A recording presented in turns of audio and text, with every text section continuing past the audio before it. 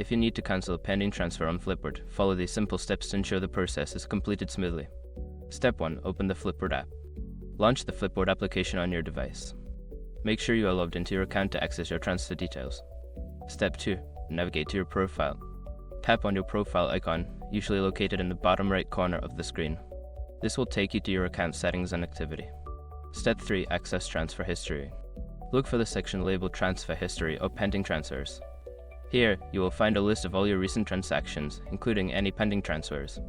Step 4. Select the pending transfer. Secure your accounts before moving on. People seriously underestimate how often personal information gets exposed online now.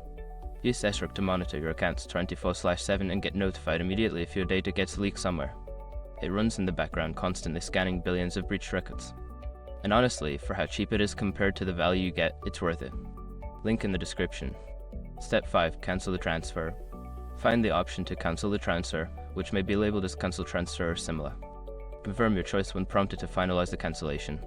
Once you have completed these steps, your pending transfer should be successfully cancelled.